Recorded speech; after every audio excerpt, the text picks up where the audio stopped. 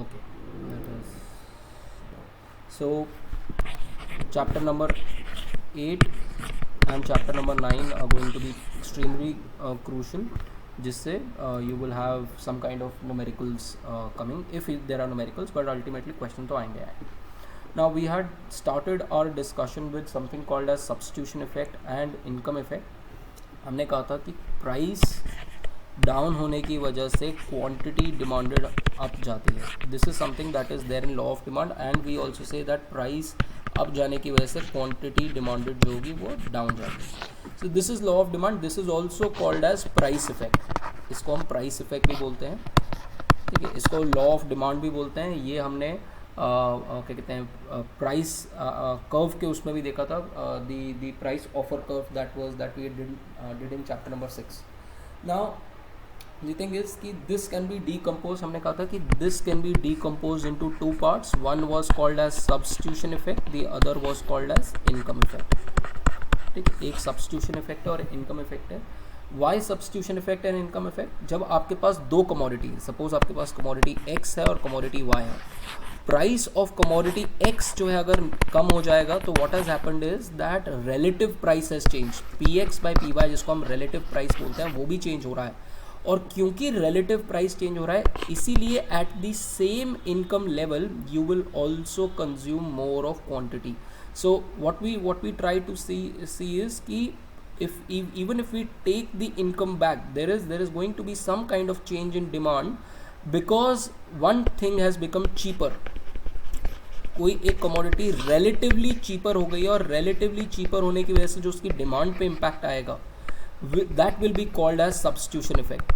To get substitution effect, what we do is we take back the income or give the income back to the consumer. इसका मतलब क्या है कि जब आपकी prices जो है, जब आपकी prices गिरी, prices गिरने की वजह से अगर मैं same quantity भी consume करूँ, if I assume कि मैं quantity जो पहले consume कर रहा था मैं same quantity भी consume करूँ तो भी तो आपकी जो income है वो आपके पास ज़्यादा बच गई. I gave you the example कि पहले आप मेट्रो में जा रहे थे, मेट्रो का प्राइस जो है वो सस्ता हो गया तो आप पहले 5,000 आपकी पॉकेट मनी थी, if you remember that example, end of that 1,000 rupees you were spending on metro. Now what has happened is now because of metro being cheaper, now you are only spending 800 rupees. So there is that difference in income, that has difference in expenditure that has happened. उसको हम बोलते हैं substitution effect. Substitution effect हमें वो बता रहा है कि अगर और इसके लिए हम इससे इनकम वापस लेते हैं. Let us see how we did that. हमने क्या किया, हमारे पास ये ओरिजिनल चॉइस थी, ये हमारे पास ओरिजिनल बजट लाइन थी. अब क्या हुआ कि क्योंकि मेट्रो का प्राइस सस्ता हो गया इसीलिए ये लाइन यहाँ से यहाँ आ गई, बिकॉज मेट्रो अब आप ज़्यादा ही कंज्यूम कर सकते हो. So this is your original point and this is your final consumption point.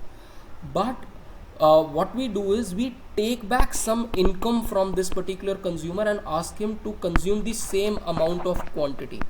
तो हमने क्या किया, हमने क्योंकि आपके पास 5,000 रुपये थे और उसमें से आप 1,000 रुपीज़ का पहले आप मेट्रो यूज़ कर रहे थे, अब आप 800 रुपीज़ की मेट्रो सेम क्वांटिटी कंज्यूम कर रहे हो मेट्रो की, बट आप 800 रुपये लग रहे हैं. तो ये जो 200 रुपये आपके बच रहे हैं ये हमने वापस लिए और हमने उसको कहा कि तुम सेम क्वांटिटी कंज्यूम करोगे given the new prices. So we shift the budget line towards the left and we ask the consumer to consume the same bundle. और फिर हम देखते हैं कि इस वाली बजट लाइन पे जो नई बजट लाइन आई है, remember this new budget line is at new prices and new income. जो आप इनकम वापस ले रहे हो और न्यू प्राइसेस पे, तब वो कितना कंज्यूम कर रहा है. तो सपोज वो इस पॉइंट पे कंज्यूम कर रहा है तो ये वाला जो इफेक्ट हो जाएगा ये आपका सब्स्टिट्यूशन इफेक्ट हो जाएगा. और उसके बाद हमने कहा कि चलो मैं तुझे वापस 200 रुपये जो तुझसे लिए था वो वापस तुम्हें कर रहा हूँ, अब जो बताओ कि कितना कंज्यूम करोगे. तो you shift it back and then we see कि कितना कंज्यूम कर रहे हैं. This is called as income effect. So we can say, and remember that 14 to 16 वाला एग्जाम्पल जो हमने मैथमेटिकली देखा था उसके अंदर हमने देखा था कि 1.4 रुपीज़ का जो डिफरेंस है या 1.3 रुपीज़ का जो डिफरेंस है, बेसिकली 15.4 रुपीज़ तक आपका डिफरेंस आ रहा था सब्स्टिट्यूशन इफेक्ट का, एंड 0.6 का जो डिफरेंस आ रहा था वो इनकम इफेक्ट का डिफरेंस आ रहा था. If any of you have doubt in this, ठीक है, this because this is the most fundamental aspect of substitution effect, income effect. You had time to think about it. अगर किसी को इस चीज़ पे डाउट है तो पूछ लो. Anyone has doubt here? ठीक है, ऑलराइट. सो हम अब उसको निकालते कैसे? हमने उसको निकालने का तरीका देखा था. हमने निकालने का तरीका क्या देखा? हमने कहा कि जो नया पॉइंट है हमारे पास, ये पॉइंट है और ये पॉइंट है, ये हमारे पास ओरिजिनल पॉइंट है. इस ओरिजिनल पॉइंट को हमने कहा कि this is x1, x2. This is x1, x2 at पुराने प्राइसेस एंड पुरानी इनकम. ये वाला जो पॉइंट होगा, इस ये कौन सा x1, x2 है? This is x1, x2 eight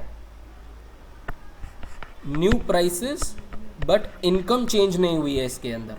और जब हम ये वाला लाइन लेंगे तो इसके ऊपर जो पॉइंट होगा ये वाला is x1, x2 at the rate new prices and new income. ठीक है, ये तीन चीज़ें आपको याद रखनी है. ये जो डिफरेंस है ये सब्स्टिट्यूशन इफेक्ट है और ये जो डिफरेंस है वो इनकम इफेक्ट है. We have talked about this, we have talked enough about it. And we also saw, अगर आपको मैथमेटिकली आता है, न्यूमेरिकल आता है कि इसको न्यूमेरिकल कैसे सॉल्व करना है, तो हमने बात क्या करी थी कि इनकम कैसे निकालोगे, कितनी इनकम आपको लेनी है वापस. हमने कहा कि ये जो पॉइंट है ये नई बजट लाइन के ऊपर भी है और ओल्ड बजट लाइन के ऊपर भी है.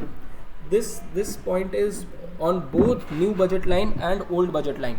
That means this x1,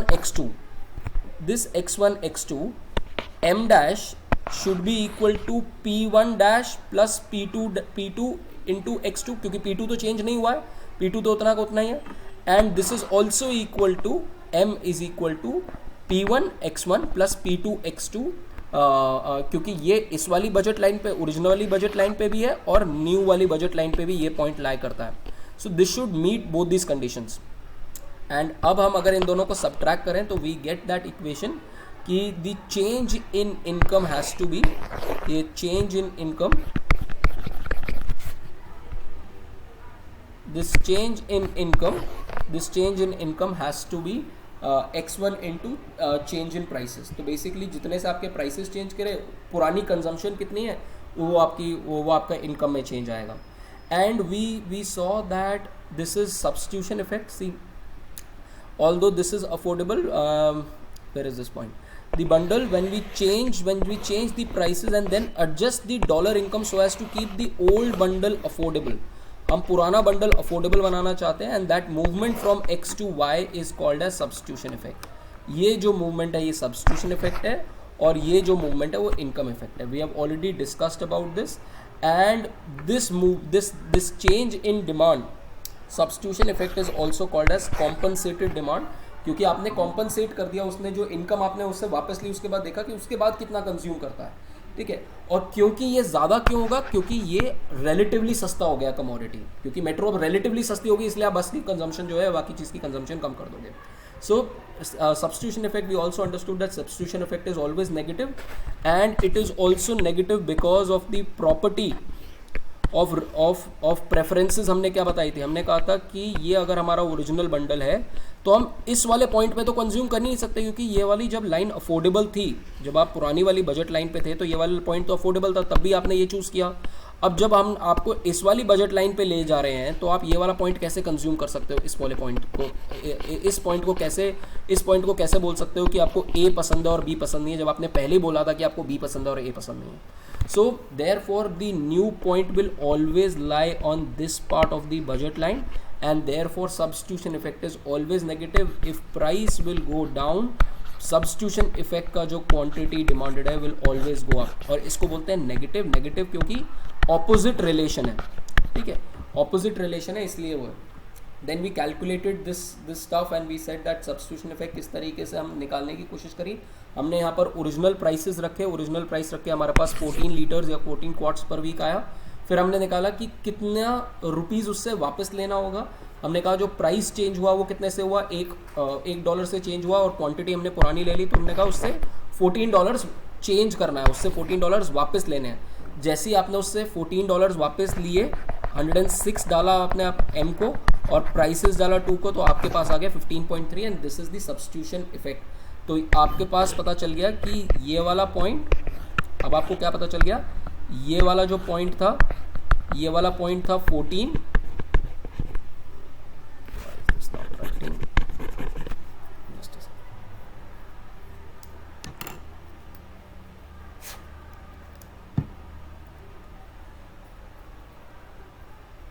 this point is 14 and ये वाला जो पॉइंट आ गया आपके पास आ गया, this is 15.3 and all you need to do is now income effect. अब उसको इनकम वापस दे दो सारी की सारी एंड उसको बोलो कि नए प्राइसेस पे और पुरानी वाली इनकम जो आपकी ओरिजिनल इनकम थी, तो आपने कहा कि your prices are 2 and income is 120, what are you going to consume when you are going to do this, you are going to tell this, ये आपने लिया न्यू प्राइसेस एंड पुरानी इनकम, तो आपने कहा कि 16 होगा वो, एंड आपने देखा तो सब्स्टिट्यूशन इफेक्ट के बाद जो आया था वो 15.3 था, the difference is 0.7, this is your income effect. ठीक है, so your what we have seen is substitution effect can be divided into two, your this thing can be divided into 2 parts, price effect can be divided into 2 parts, one is substitution effect, the other is income effect. ठीक है, ये हमने यहाँ तक का revision कर लिया। फिर मैंने आपको ऑलरेडी बता दिया कि substitution effect has to be negative, ध्यान रखना कैसा भी डिमांड कर वो substitution effect will always be negative, that means अगर प्राइस ऊपर जाएगा तो quantity demanded of substitution effect की वजह से नीचे जाएगी, एंड प्राइस अगर नीचे जाएगा तो quantity demanded because of substitution effect will always go up. तो ये जो है इन दोनों के बीच में रिलेशन जो होगा वो हमेशा नेगेटिव रिलेशनशिप होगा, विच इज़ बीइंग मेंशन्ड है।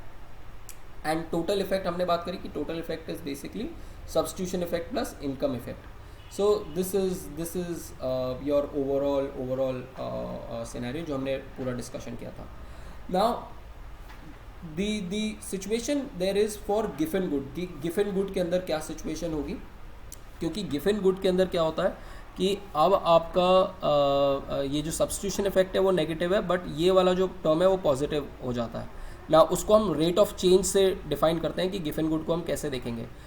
दूसरी चीज़, आपको ये डायग्राम मैंने आपको बताया था ये क्लियर होना चाहिए। If you remember last class में मैंने आपको बताया था कि ये डायग्राम कैसे ड्रॉ करना है। The way that you have to draw this diagram is कि आपका पहला पॉइंट अगर यहाँ पर है and if you are trying to make a inferior good के अंदर आप इसको नेगेटिव लोगे, यहाँ पर ये वाला पॉइंट ले लिया, दूसरा पॉइंट यहाँ ले लिया और तीसरा पॉइंट जो होगा इसके बीच में लोगे।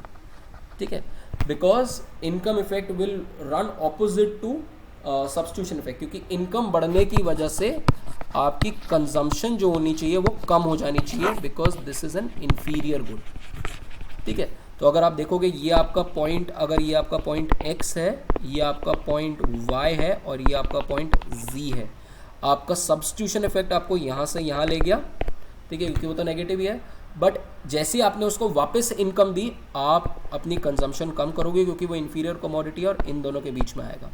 अगर यही नॉर्मल कमोडिटी होती तो ये राइट हैंड साइड में जी आ रहा होता, और अगर आपको गिवन गुड दिखाना है तो गिवन गुड के केस में आप इसको कंप्लीटली जो ओरिजिनल वाला पॉइंट है उससे लेफ्ट में ले जाओगे और यहाँ दिखाओगे। In this case the negative income effect is greater than the negative substitution. Modulus इसलिए लगाया कि वो नेगेटिव जो है उसको आप हटा दो, तो जब आपका इनकम इफेक्ट जो हो जाएगा वो ज़्यादा पावरफुल हो जाएगा as compare to substitution effect, then आपका लॉ ऑफ डिमांड ही वायलेट कर जाएगा, आप प्राइस गिराओगे और क्वांटिटी जो है वो और कम हो जाएगी। So given good is basically a freak of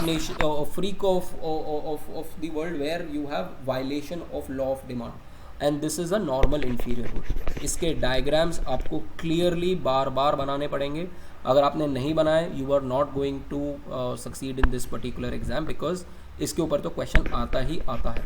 and both the cases, एक आपने प्राइस डिक्लाइन का केस है, यहाँ पर आपको प्राइस इंक्रीज का केस भी बना के देखना है कि प्राइस इंक्रीज करके गिवन गुड कैसे बनाएंगे। ठीक है, so make sure that you do this. Then what we had done was, then we had taken rate of change, क्योंकि हम उसको प्रॉपर तरीके से रेट ऑफ चेंज से दिखाना चाहते हैं, तो हमने कहा कि चेंज इन एक्स क्या होगा। हमने ये बोला ना कि चेंज इन एक्स हो रहा है, वो कितना आ रहा है, x1 जो है यहाँ से यहाँ तक बदल रहा है। ठीक है, वो किस की वजह से बदल रहा है, वो एक सब्स्टिट्यूशन इफेक्ट की वजह से चेंज हो रहा है, तो this is change in x1 because of substitution effect, this is change in x1 because of income effect. Now let us what we had done was we had defined change in income to be as, हमने उसको define ही इस तरीके से किया कि change in income is nothing but जो ये वाला पॉइंट है, let me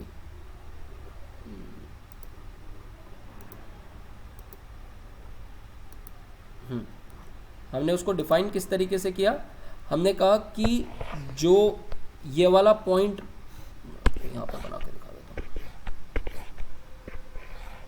ठीक है, पहला पॉइंट ये है, हमने कहा कि ये जो ये वाला पॉइंट है माइनस ये वाला point, this point minus this point. What is this point? This is x1 at p dash m dash and this is x1 at p dash m.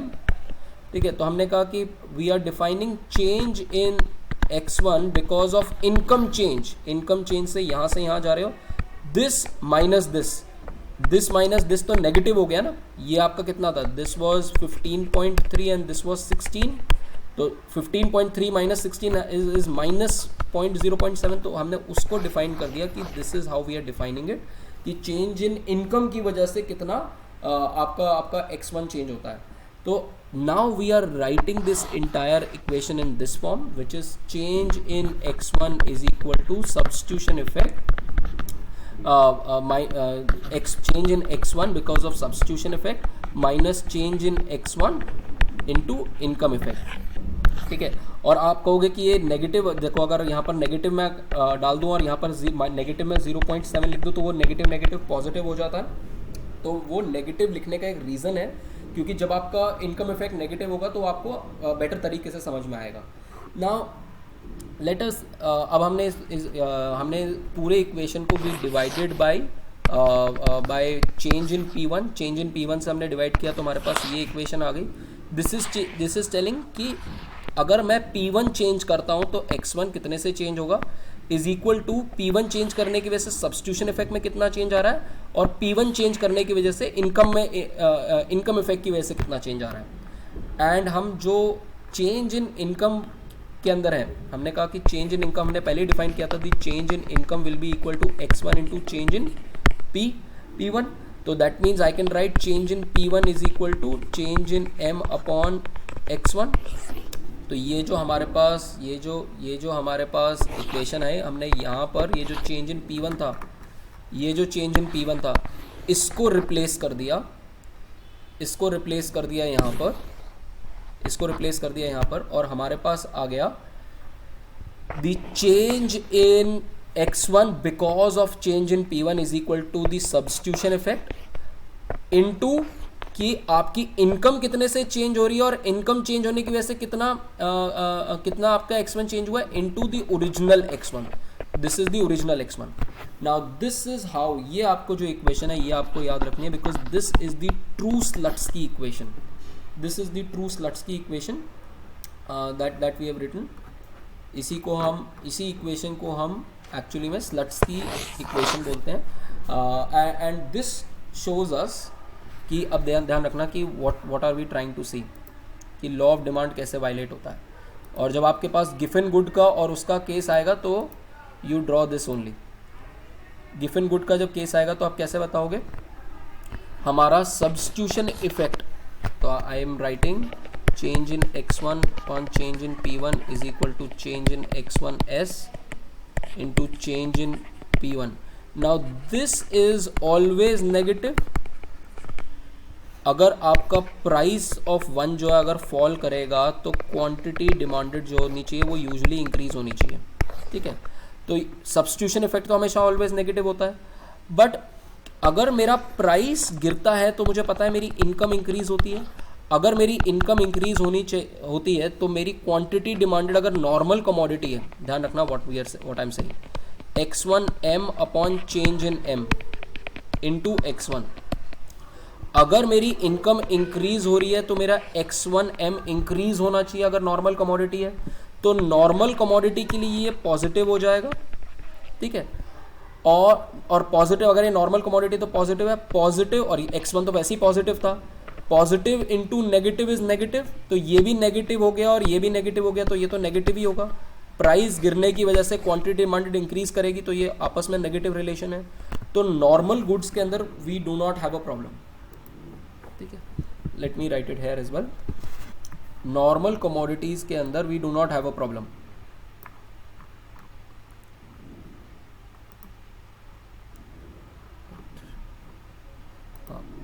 So Slutsky equation जो है,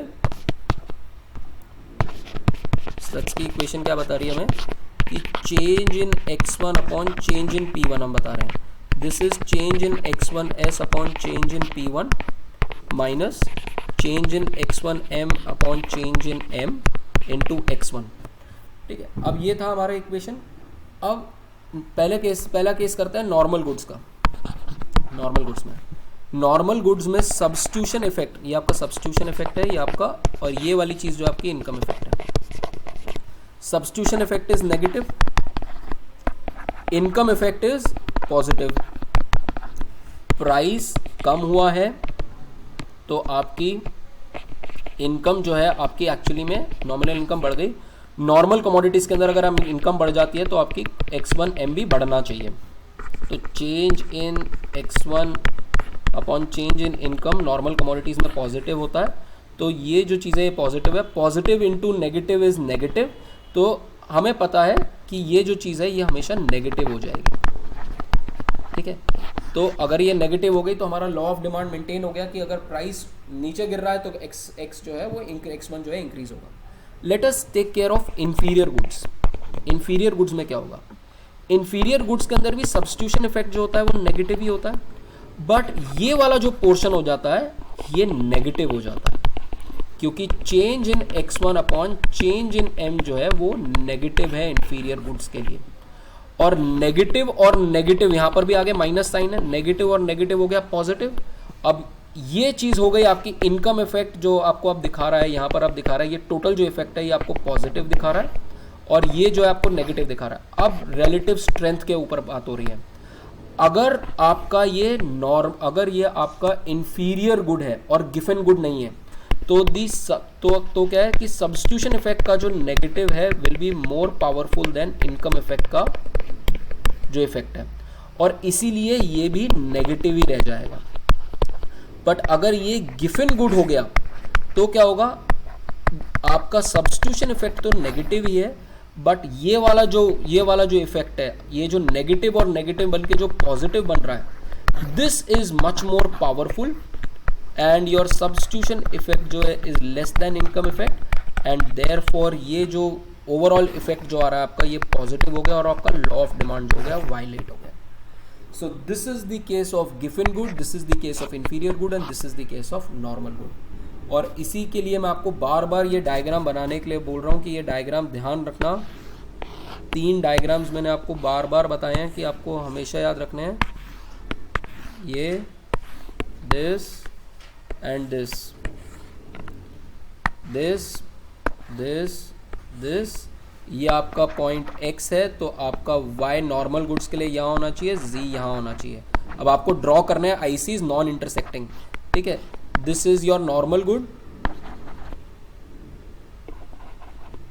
this is x y z, this is your inferior goods and x y and z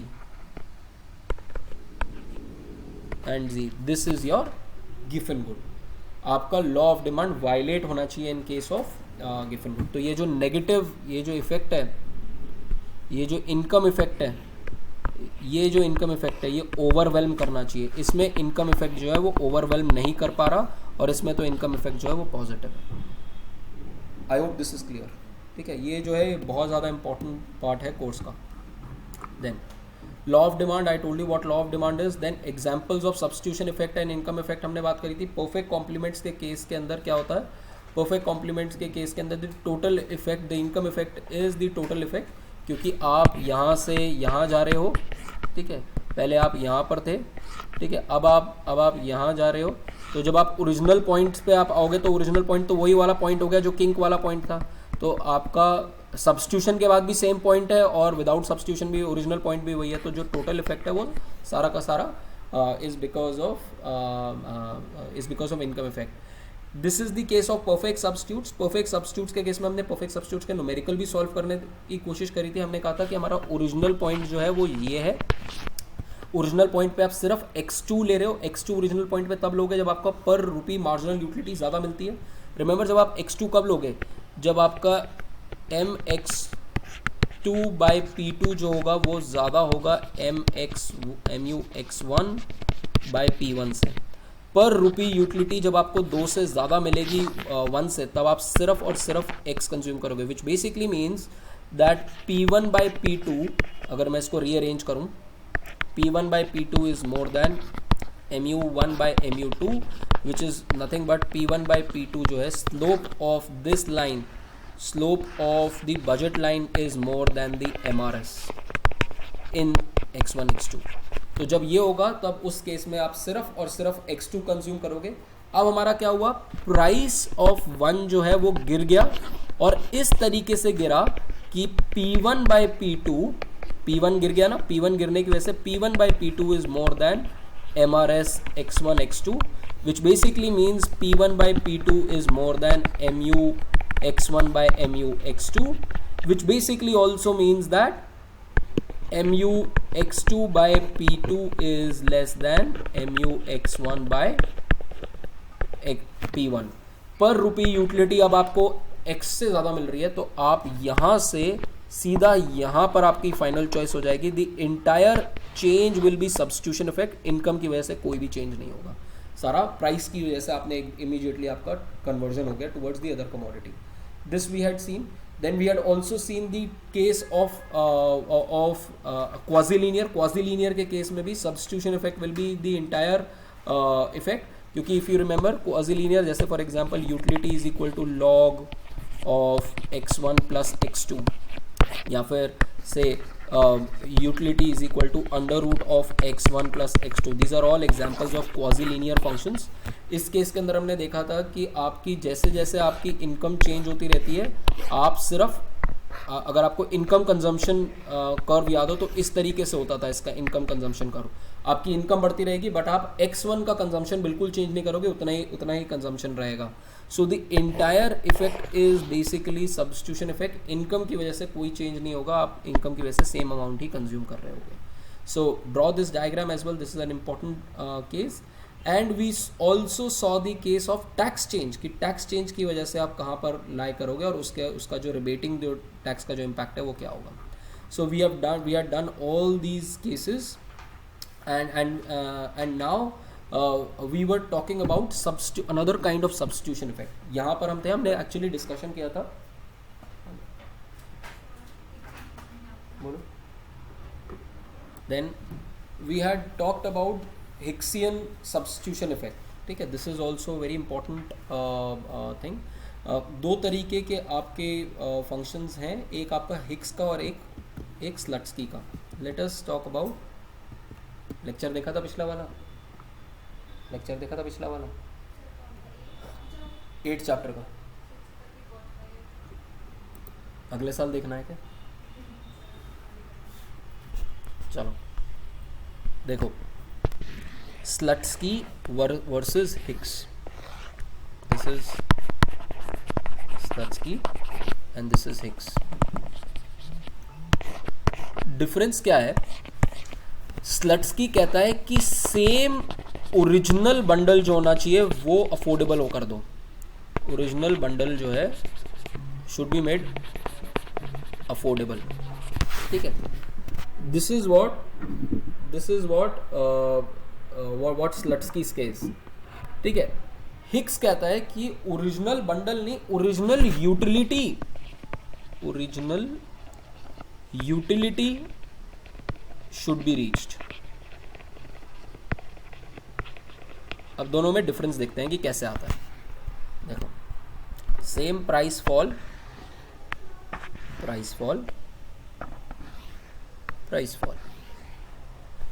remember हमने क्या करा, हमने पहले वाले case में हमने क्या किया था, हमने यहाँ से एक बजट लाइन निकाली ठीक है, और हमने कहा कि ये ओरिजिनल पॉइंट जो था कंजम्पशन का वो यही था, और उस पॉइंट से ही हमने अपना क्या कहते हैं बजट लाइन क्रॉस करी है। इस केस में हम क्या करेंगे, हम क्या करेंगे, हम ऐसे ही नीचे लेके जाएंगे, ठीक है, बट ओरिजिनल जो कंजम्पशन का पॉइंट था वो ये था और न्यू कंजम्पशन का पॉइंट ये है, ठीक है। इस केस के अंदर न्यू कंजम्पशन का पॉइंट यहाँ पर था, बट हम ओरिजिनल पॉइंट से ही उसको कट अक्रॉस करके लेके गए।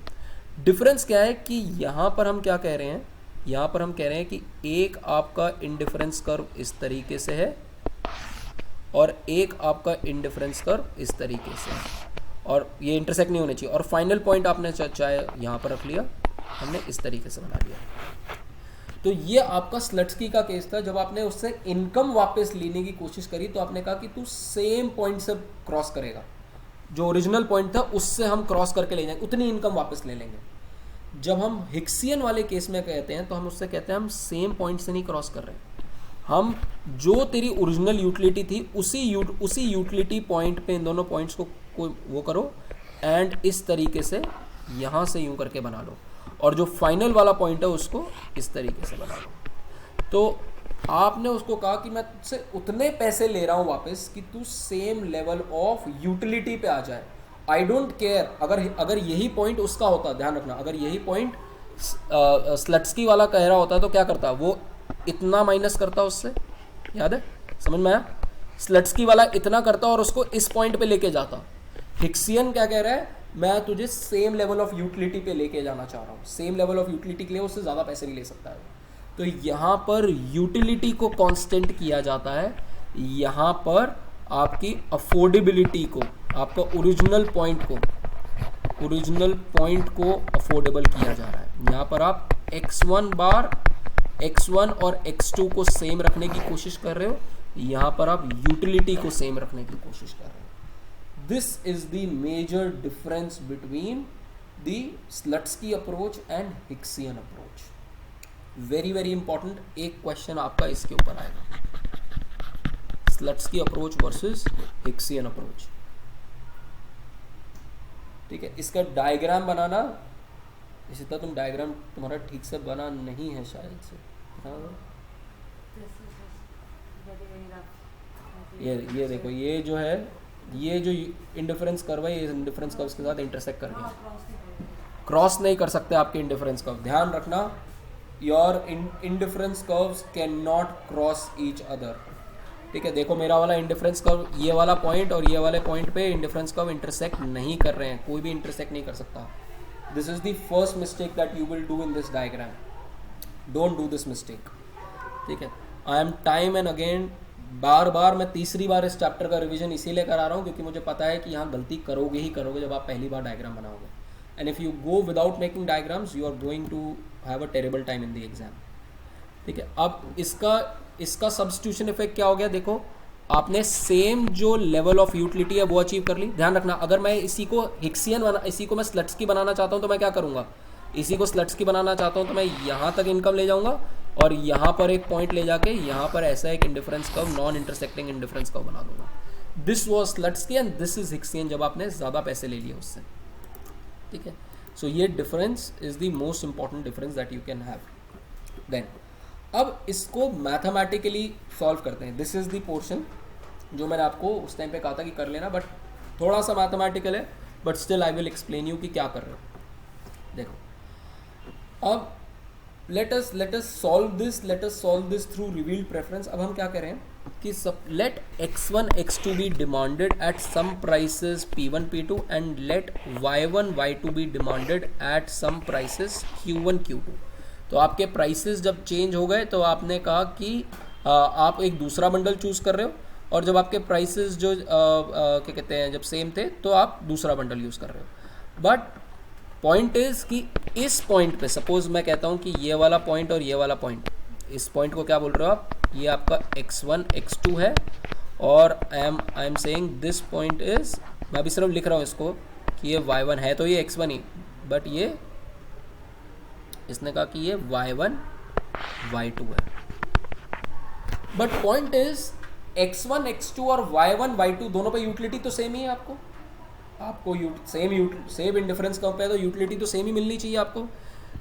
Suppose the income is such that the consumer is indifferent between x1 x2 and y1 y2. ठीक है. Now that means neither bundle can be revealed preferred to other. You cannot say x1 x2 is preferred to y1 y2, and you cannot say y1 y2 is preferred to x1 x2 because they are on the both on the same indifference curve. Which means the definition of revealed preference, this means the following two inequalities are not true. ध्यान रखना not true लिखा हुआ है. अगर इनको prices से multiply कर दें, दैट मीन्स अगर मैं प्राइसेस से मल्टीप्लाई कर देता हूं तो दिस इज नॉट ट्रू. ये तो ट्रू हो ही नहीं सकता. क्यों नहीं ट्रू हो सकता है? क्योंकि दोनों तो सेम लेवल ऑफ आपको यूटिलिटी दे रहे हैं ना. सेम लेवल ऑफ यूटिलिटी दे रहे हैं तो आप कह रहे हो P1 P2 पे x1 x2 को कैसे प्रेफर कर लोगे P1 P2 पे y1 y2 से? तो this can not happen. And similarly Q1 Q2 prices के ऊपर भी आप यही कह सकते हो. Q1 Q2 प्राइसेस के ऊपर यू कैन नॉट से कि you can prefer y1 y2 over x1 x2. मैंने जो सेम चीज लिखी कि at x1 x2 can not be preferred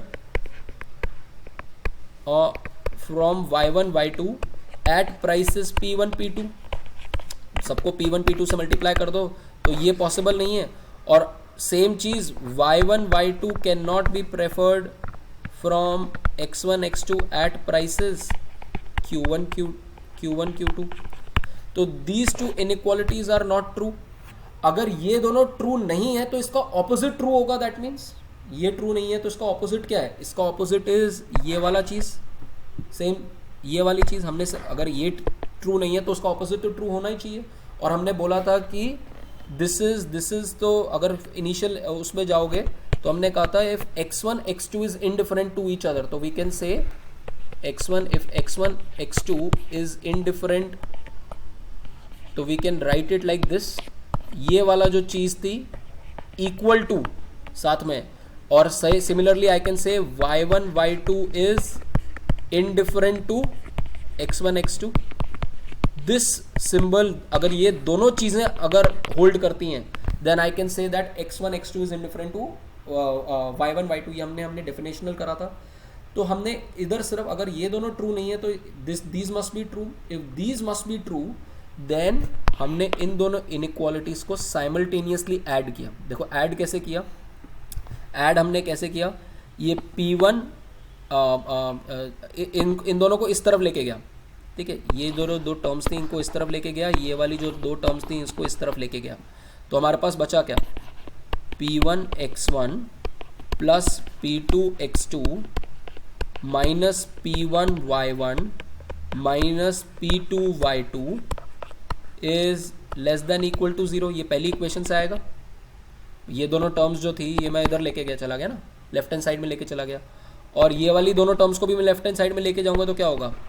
Q1 y1 plus Q2 y2 minus Q1 x1 minus Q2 x2 is less than equal to 0.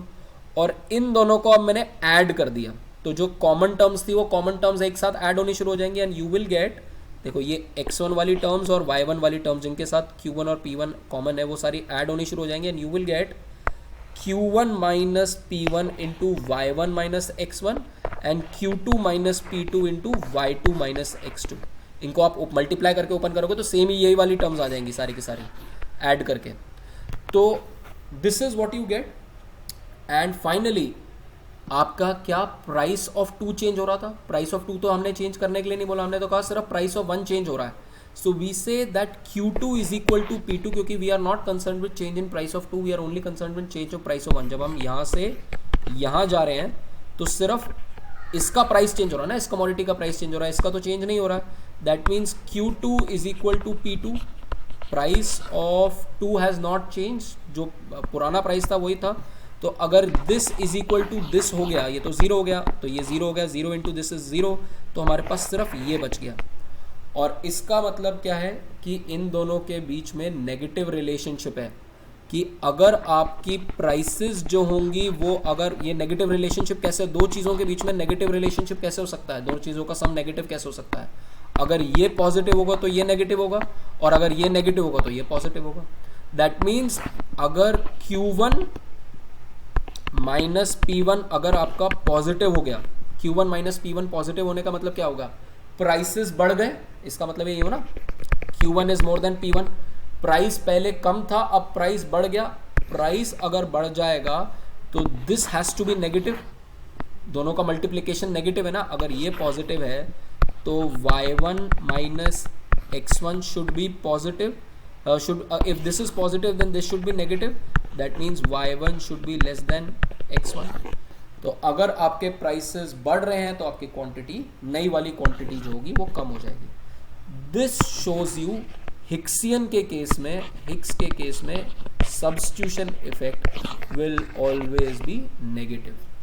तो दोनों cases में कि चाहे आप स्लट्सकी का केस लो, चाहे आप हिक्स का केस लो, आपका क्या कहते हैं सब्स्टिट्यूशन इफेक्ट दोनों के अंदर नेगेटिव रहता है। And this is compensated demand curve. Compensated demand curve दोनों में बीच में डिफरेंस क्या है, एक में कॉम्पनसेटेड डिमांड कर्व, देखो the quantity demanded changes as the price, as price changes in 3 different context. एक होल्डिंग इनकम कांस्टेंट जो स्टैंडर्ड केस है, होल्डिंग परचेजिंग पावर कांस्टेंट जो स्लट्सकी का केस है, एंड होल्डिंग यूटिलिटी कांस्टेंट जो Hicks का case है। दैट मीन्स आपके 3 डिफरेंट डिमांड कर्व्स आ सकते हैं, एक स्टैंडर्ड डिमांड कर्व, एक स्लट्सकी का डिमांड कर्व और एक हिक्स का डिमांड कर्व। मैं आपको तीनों ड्रॉ करके दिखा देता हूं। स्टैंडर्ड डिमांड कर्व क्या बता रहा है, ये वाला जो ओरिजिनल x पॉइंट था और जो ओरिजिनल z पॉइंट था, प्राइस कम होने की वजह से क्वांटिटी जो आपकी फाइनल क्वांटिटी जो बढ़ी, ये स्टैंडर्ड डिमांड कर्व दिखा रहा है। ठीक है, अब मैं आपको दिखा रहा हूं स्लट्सकी का। स्लट्सकी के केस में ये आपका ओरिजिनल पॉइंट, आ जाओ, कौन सी क्लास में, आ जाओ, ये आपका ओरिजिनल पॉइंट हो गया, ये आपका स्लट्सकी का दिखा रहा हूं, ये आपका ओरिजिनल पॉइंट हो गया, और ये जो हो गया आपका नया वाला पॉइंट हो गया। इस पे आपने क्या करा, आपने परचेजिंग पावर कांस्टेंट रखी, क्योंकि आपने सेम एक्स वाई से आपने उसको निकालते हुए देखा है। चैप्टर नंबर 8 की क्लास अटेंड करी थी, यूट्यूब पे लेक्चर देखा था, देख लो। और आपका हिक्स का क्या है, हिक्स के केस में आप यूटिलिटी कांस्टेंट रख रहे हो, ये और ये यहां से निकाल रहे हो आप। ठीक है, तो यहां पर यूटिलिटी कांस्टेंट है, holding utility constant is Hicksian, holding purchasing power constant is Slutsky, and holding income same is, ये यहाँ पर इनकम आपने सेम रखी है, is basically the standard case. And these are all this 3 different kinds of demand curves. ठीक है, तो ये आपका हो गया ये वाला chapter. Now let's move to the last chapter जो बिल्ट ऑन है इसी कंसेप्ट के ऊपर। You will not be able to understand, completely understand this chapter until unless you have understood chapter number 8. Chapter number 8 और chapter number 9 completely intertwined है एक दूसरे से।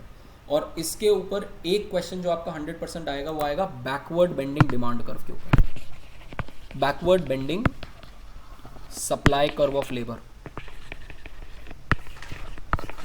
लास्ट जो पॉइंट है इस चैप्टर का उसके ऊपर क्वेश्चन आएगा, बट वो चैप्टर पूरा बिल्ट ऑन उसी पे है कि चैप्टर नंबर 8 पे बिल्ट ऑन है, क्योंकि आपको सब्स्टिट्यूशन इफेक्ट समझ में आना चाहिए और इनकम इफेक्ट समझ में आना चाहिए। ठीक है, so what I will do is I will complete half of this chapter right now and than half of this chapter tomorrow. ठीक है, बट उससे पहले जो फर्स्ट हाफ है वो आपको रिवाइज करना पड़ेगा, नहीं तो आपको नहीं समझ में आने वाला। ठीक है, let's see what this chapter says. अभी तक हमने क्या बोला था, देखो हमने जब स्टोरी शुरू करी, ठीक है, जब स्टोरी शुरू करी तो हमने बोला कि P1x1 plus P2x2 is equal to M। हमने यहाँ से अपनी स्टोरी शुरू करी थी। हमने कहा था कि एक इनकम जो है इंसान के पास गिवन है, हमने यही बोला कि एक इनकम सबके पास, मैंने आपको अपनी पॉकेट मनी बोला कि आपकी पॉकेट मनी गिवन है, बट यूजली लोगों के पास, मेरे पास तो कोई पॉकेट मनी नहीं आती, मैं तो पैसे अर्न करता हूँ। पैसे अर्न क्या कैसे करता हूँ कि मेरे पास एक एंडाउमेंट था, उसको मैं बेचता हूँ, कुछ मैं बेचता हूँ और कुछ चीज़ें मैं खरीदता हूँ। ऑल ऑफ अस जब आप काम करने लगोगे आप अपनी लेबर बेचोगे और कुछ पैसा कमाओगे। यहाँ पर क्या है कि ये इनकम को डिफाइन करता है कि इनकम कहाँ से आती है। इनकम आती है कि जो आपके पास कमोडिटीज़ हैं उनको आप बेचते हो, उससे आप पैसा लेते हो और वो पैसे से आप सामान खरीदते हो। ठीक है, सपोज मेरे पास दो गुड्स हैं। ठीक है, एक हमारे पास गुड है से एप्पल, एक हमारे पास गुड है ऑरेंज। ये हमारे पास दो गुड्स हैं। ये वो गुड्स हैं जो मुझे फाइनली कंज्यूम करने हैं। These are final demands, these are final demand कि मैं अल्टीमेटली कितना चाह रहा हूं। बट सपोज दुनिया के अंदर सिर्फ दो ही गुड्स हैं और सारे के सारे इन दो गुड्स के साथ पैदा होते हैं। कोई ज़्यादा चीज़ों के साथ पैदा होता है, कोई कम चीज़ों के साथ पैदा होता है। तो मेरे पास कुछ ओमेगा और मेरे पास ओमेगा 1 एंड ओमेगा 2 ये I am born with, this is my born with, या फिर इसको हम बोलते हैं एंडाउमेंट। एंडाउमेंट होती है जो आपको खानदानी सी चीज़ें मिल रही हैं। अब अंबानी के बेटे को खानदानी चीज़ें बहुत ज़्यादा चीज़ें मिल रही हैं, कोई गरीब घर का है तो उसको खानदानी बहुत कम चीज़ें मिल रही हैं। एंडाउमेंट में फ़र्क है किसी ना किसी। आपकी एंडाउमेंट कुछ और है, मेरी एंडाउमेंट कुछ और है। So endowment is what are you born with and x1 x2 is what you want in life. दोनों में डिफरेंस समझ में आया? What you are born with and what you want in life का माइट बी डिफरेंट। आपको हो सकता है कि आपको भगवान ने कोई चीज़ बहुत ज़्यादा दी, घर वाले बहुत अच्छे दिए, पैसे नहीं दिए, और कईयों को पैसे बहुत ज़्यादा दे दिए, घर वाले बिल्कुल कंजर दे दिए। तो अब ये दो अलग अलग चीज़ें हैं। तो you are also born with apples and oranges and you also want apples and oranges. But हो सकता है you might want more apples than what you have and you might, हो सकता है कोई इंसान might want more oranges than apples that you want. तो ये डिपेंड करता है कि मार्केट के प्राइसेस कैसे हैं और कैसे क्या आपके पास हो। अब आपकी इनकम कैसे डिफाइन होगी ये समझ में आया? एंडाउमेंट क्या है? Every consumer starts off with endowment of two goods which we define as omega 1 and omega 2। यहाँ पर उसने ओमेगा 1 को कैरेट लिया और इसको पोटेटोज लिया। अब मैं पूछ रहा हूँ आपकी इनकम कितनी है, आपका पैसे कितने हैं। सपोज मैं आपके पास कहता हूँ कि आप you have house and car, house and car, what is your income then? Suppose your endowment is house and car और आपको चाहिए भी house and car he life के अंदर। what is your income? your income is, आपके पास ये जो M था वो कहाँ से आएगा? Price of house into price of car. Can I say this is going to be your income? ये आप, this is the income that you are born with, this is what you are born with. So I can say this is what you are born with। Price से multiply करूंगा आपकी endowment को तो आपकी income आ जाएगी, और इस income से आप x1 x2 खरीदना चाह रहे हो। मैंने क्या कहा था कि एप्पल्स एंड ऑरेंजेस या कैरेट्स और पोटेटोज है, आपको भगवान ने इतने कैरेट्स एंड इतने पोटेटोज दिए। जब आप उसको मार्केट के प्राइस से मल्टीप्लाई कर दोगे तो मुझे आपको पता चल जाएगा कि आपकी जनरेशनल वेल्थ कितनी है।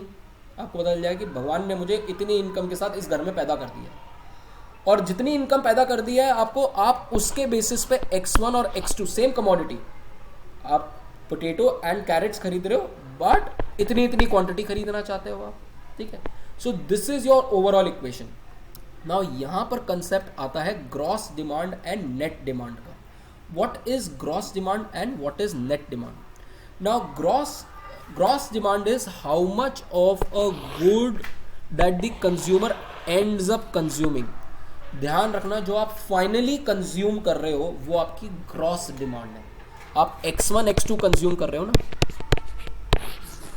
आप अपनी जिंदगी में x1 x2 कंज्यूम कर रहे हो, इतनी कैरेट और इतने पोटेटोज आप कंज्यूम करना चाह रहे हो, ये आपकी ग्रॉस डिमांड है। बट आपकी नेट डिमांड क्या है? नेट डिमांड तो वो होगी ना जो आप पैदा हुए माइनस या प्लस माइनस जो आप अल्टीमेटली कंज्यूम कर रहे हो। तो आई कैन से my net demand is x1 minus w1 and x2 minus omega 2। क्योंकि इतना आपके पास ऑलरेडी था, पैदा होते के साथ ही आप इतना कंज्यूम करना चाह रहे हो, तो जो डिफरेंस है इन दोनों के बीच में, that is your net demand and this is your net demand. Now my question to you is, अगर सिर्फ दो ही कमोडिटी है दुनिया के अंदर, ठीक है, और दो कमोडिटीज आप कंज्यूम करने की कोशिश कर रहे हो, तो क्या आप दोनों नेट डिमांड कर सकते हो? समझ में आया क्वेश्चन? कि आप कह रहे हो कि मेरे पास W1 और W2 जो है दोनों के दोनों बहुत कम है, और आप X1 X2 दोनों ज़्यादा कंज्यूम करना चाह रहे हो. तो ये हम चीज़ देखना चाह रहे हैं क्या ये पॉसिबल है या नहीं है. यूजुअली क्या होगा, अगर आपको एक ज़्यादा चीज़ चाहिए तो दूसरी आपको बेचनी पड़ेगी, दूसरी बेच के आप पहली वाली चीज़ ज़्यादा खरीद पाओगे.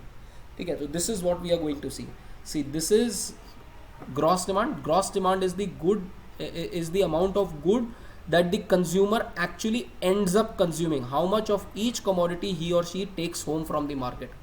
मार्केट से आप कितना लेके जा रहे हो. Let me explain this to you another way. ये एक मार्केट है, this is your birth place and this is your, say this is your end. What are you doing? You are born with W omega 1 and omega 2, ये आपको मिला. ठीक है, आपने ये ओमेगा 1 और ओमेगा 2 आप मार्केट में लेके गए, ये मार्केट है. ठीक है, आपने कहा कि मेरे पास ये चीज़ पड़ी हुई है, ठीक है, इसके प्राइसेस हैं, इसको आपने मार्केट में बेचा, और मार्केट से इन्हीं दोनों का, ये पोटैटो और कैरेट का ही, इन्हीं दोनों से मार्केट से आपने X1 और X2 अपने घर लेके चले गए. जो आप घर लेके गए that is your gross demand, और घर लेके जो गए माइनस जिसके साथ आप पैदा हुए थे that is your net demand. ठीक है, this is your net demand.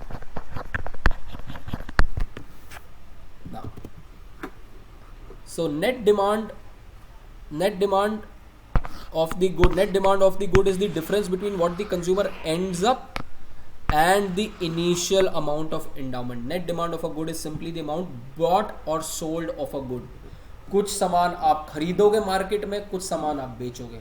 अगर आपके पास एक कमोडिटी ज़्यादा है और आपको उतनी नहीं चाहिए वो कमोडिटी, तो आप मार्केट में जाके बेच दोगे और दूसरी कमोडिटी आप आके खरीद लोगे. ठीक है, then so X1 X2 are the gross demand and X1 minus omega 1 and X2 minus omega 2 are the net demands. ठीक है, then if net demand of a commodity is negative, उसका मतलब क्या होगा?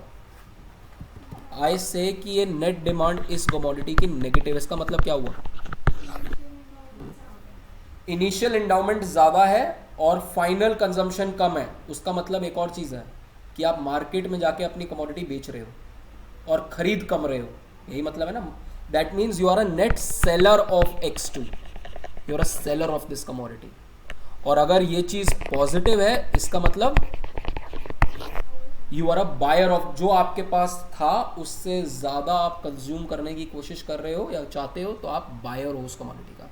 और एक्चुअल में डिमांड और supply इसी तरीके से तो मार्केट में एक्चुअल डिमांड और सप्लाई जो होती है वो यही होती है, net demand and net supply, जो मार्केट के अंदर होगी. ठीक है, so if the net demand is negative that means the consumer wants to consume less than what she has, that means she is willing to supply good one in the market. समझ में आ गया? And then if you have more than you want more good from the market. Now let us see this. अब budget constraint क्या है आपकी? Budget constraint is, हमने कहा था कि X1 plus X2 P1 X1 plus P1 X2 is equal to M होना चाहिए. बट इनकम कहाँ से आ रही है? अपने एंडाउमेंट बेचोगे तभी तो इनकम आएगी. तो I have just written P1 into omega 1. Omega 1 बेचोगे तो कितना मिलता है आपको, और ओमेगा 2 बेचोगे तो कितना मिलता है, that is equal to M. And इसी को आप दूसरे टर्म्स में एक्सप्रेस कर दो, इन दोनों टर्म्स को इस तरफ ले जाओ तो क्या हो जाएगा, P1 into X1 minus W1, P2 into X2 minus W2. तो this is, if X1 minus W1 is positive, we say that consumer is net buyer or demander of commodity 1, यही मतलब है उसका कि नेट डिमांड कर रहा है। If it is negative then he is a net seller of और net supplier of commodity 1। ठीक है, इसी को उसने सेम वे में इसी तरीके से डिफाइन कर दिया। यहाँ तक क्लियर? ओके, चलो ना, अब let us fix the prices now. How does the budget line look like, and what if we fix the prices? Now when we fix the prices, the income gets fixed, the income is fixed and the budget equation just looks like as before. ठीक है, आपका original point ये था, ठीक है, original point ये था, और अब आप क्या कर रहे हो, अब आपने कहा कि मेरे प्राइसेस जो है P1 P2 जो है वो फिक्स हो गए, P1 P2 फिक्स हो गए, तो आपकी एक इनकम फिक्स हो गई, इनकम फिक्स हो गई, और जो आपका ओरिजिनल पॉइंट होना चाहिए और जो फाइनल पॉइंट होना चाहिए सेम पॉइंट पे होना चाहिए। क्यों? क्योंकि आपका P1 X1 plus P2 X2 has to be equal to M and P1 omega 1 plus P2 omega 2 is also equal to M। यहाँ से इनकम आ रही है और यहाँ खर्च हो रहे हैं। अगर ऐसा है तो दोनों x1 और x1 x2 और w1 w2 सेम ही लाइन पे होने चाहिए। तो ये है जो आप ओरिजिनल पैदा होके आए थे, ये वो पॉइंट है जिसमें आप पैदा होके आए, और अब आपको कंज्यूम क्या करना है, आपको इतना कंज्यूम करना है। नाउ टेल मी, ये बंदा किस कमोडिटी का नेट बायर है और किस कमोडिटी का नेट सेलर है?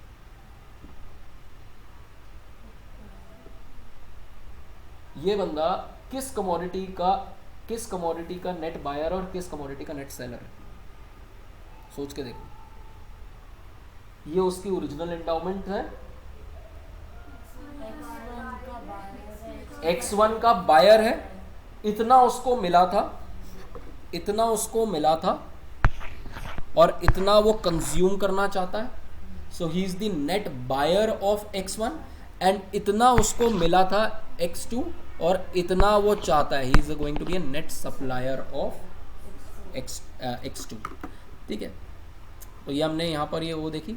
सो in this case the consumer is a net buyer of commodity 1 and net seller of commodity 2। ना अब वो नेट बायर बनेगा किसी कमोडिटी का या नेट सेलर बनेगा किसी कमोडिटी का, वो डिपेंड करता है प्राइसेस के ऊपर, P1 P2 पे। P1 P2 डिफाइन करेगा कि आपको आपकी कमोडिटी अच्छी लगती है, आप उसको रखना चाहते हो कि नहीं रखना चाहते हो। सकता है आपके पास बहुत महंगी चीज़ हो तो आप नहीं रखना चाहते हो। I give you small example जिसके ऊपर मैं एक्सपैंड करूंगा कल की क्लास में। अभी मान लो आपको मैं कहता हूं कि आप प्लेसमेंट्स के लिए बैठते हो और मैं आपको कहता हूं कि मैं आपको 2 लाख रुपए महीने की सैलरी दे रहा हूँ, बट आपसे मैं कहूँगा कि आपको से 14 घंटे काम करना है। आप कहोगे ठीक है यार, 2 लाख रुपए मिल रहे हैं, 14 घंटे काम कर लेंगे, क्या दिक्कत है। फिर मैं आपको बोलता हूँ कि मैं आपको 1 लाख रुपए और दूंगा बट आपको 16 घंटे काम करना है। आप कहोगे क्या ठीक है यार, पैसे ज़्यादा मिल रहे हैं, 16 घंटे भी काम कर लेंगे। फिर मैं आपको कहूँगा कि 1 लाख रुपए और दे रहा हूँ, 4 लाख रुपए दे रहा हूँ पर 18 घंटे काम करना। हो सकता है एक आध इंसान कह दे कि यार 4 लाख रुपए हैं, 4 लाख से तो क्या क्या आ सकता है। फिर मैं आपको कहूँ कि मैं आपको 5 लाख रुपए दूंगा बट 20 घंटे काम करना। इस पॉइंट पे आप क्या करना शुरू करो, आप कहोगे यार छठ परे क्या करना है 20 लाख रुपए का, जब मेरे पास उस 20 लाख रुपए को एंजॉय कर उस 5 लाख रुपए को एंजॉय करने का टाइम भी तो होना चाहिए। तो all you have done in your mind is, आपने अपने दिमाग में प्राइसेस ले लिए और प्राइसेस के बेस पे आप अपनी कंजम्पशन सोच रहे हो कि जिससे मैं पैदा हूं। सबके पास 24 घंटे हैं, अब मेरे पास मुझे उस 24 घंटे में से कितने घंटे काम को देने और कितना घंटा लेजर को देना है। मैं पैसे का क्या करूंगा, मैं आपको पैसे दे दूं बट आपको आपके पास मेंटल पीस और टाइम ही ना हो तो फर्क क्या पड़ेगा। टिपिकल कॉर्पोरेट जॉब्स में क्या होता है, जो लोग कहते हैं कि लोग बर्न आउट हो रहे हैं, सुना है कि लोग बर्न आउट हो जाते हैं, वो कैसे होते हैं, उन्होंने 10 साल तो पैसे कमा लिया बट 10 साल के बाद जब उनके पास हार्ट अटैक आ गया, जब उनके पास कोरोनरी डिजीजेज आ गई, तो उस पैसे का क्या करोगे, पैसा लेके थोड़ा मर जाओगे, ऊपर तो ऐसे ही जाना है आपको सबको। तो जब ऐसे ही जाना है तो Rakesh Jhunjhunwala for example, if you have heard of this name, one of the biggest stock market dealers in India, उसके बाद 8,000 10,000 करोड़ का है और उसकी डेथ सेंटेंस पे देखना उसने क्या बोला है, what will I do with all this money, this money can not even give me 1 extra day in this on this planet. Health खराब थी उस इंसान की। तो पॉइंट इज द सेम। यहाँ पर सेम पॉइंट इज कि आपको मैं जैसे जैसे आपको मैंने ज़्यादा पैसे देने शुरू किए, एक पॉइंट तक तो आपने कहा कि नहीं मैं नेट सेलर बनूंगी अपनी वर्क का, आपने कहा कि मैं और काम करूंगी और काम करूंगी और गधा बनूंगी मैं, बट एक पॉइंट के बाद आपने कहा कि यार मैं ये गधा मजदूरी और नहीं कर सकता। Now instead of a net seller, जितनी मेरे पास इनकम है उससे मैं टाइनी बाय कर लूँगा और, ठीक है। तो you have become from a net seller you have become a net demander of work, ठीक है। ये सेम चीज़ इधर भी हो रही है कि प्राइसेस सस्ते होने का मतलब, प्राइस सस्ता होने का मतलब ये नहीं है कि एंड में आप जितना मर्जी कंज्यूम करोगे, हो सकता है आप नेट डिमांडर की जगह नेट सेलर भी बन जाओ उसी कमोडिटी का। सो प्राइसेस पे डिपेंड करेगा कि आप नेट सेलर हो किसी कमोडिटी का कि नेट डिमांडर हो। First point is this, and remember this point, क्योंकि ये मैं आपको लास्ट जो कल का जो लास्ट सेक्शन होगा उसी के अंदर ये सेम एग्जांपल बताऊंगा कि किस पॉइंट ऑफ लाइफ में आप अपनी लेबर को कम करना शुरू कर दो, आप कहोगे कि यार मेरे से और काम नहीं होगा। इसके बाद वो जैसे हमारे यहाँ मुझे पता है कि मैं 20 घंटे से ऊपर नहीं पढ़ा, काम नहीं कर सकता। अब इसमें आप मुझसे आते कॉलेज का काम करवा लो, या मुझसे इसमें पढ़वा लो, या इससे असाइनमेंट चेक करवाओ। पिछले 2 हफ्ते से मैं सिर्फ असाइनमेंट चेक कर रहा हूँ और कोई काम नहीं रह गया मेरी ज़िंदगी में, सिर्फ असाइनमेंट चेक करना, इंटरनेट पर मार्क्स लगाना, बच्चों के हज़ारों मैसेज देखना। अब मेरे पास है ही वो 20 घंटे, 21वें घंटे को मैं देता ही, मैं प्रायोरिटाइज ही नहीं करता। मैंने कहा जो भी हो भाड़ में जाए, आई डोंट केयर, 20 घंटे is what I have to give, I will give 20 hours only. So my preference is such. तो यहाँ पर भी सेम सिचुएशन है। Now changing the endowment, let us say what will happen if the endowment changes, and उसके बाद देखते हैं कि क्या इम्पैक्ट पड़ता है। Now let us say that the prices are fixed but the endowment changes।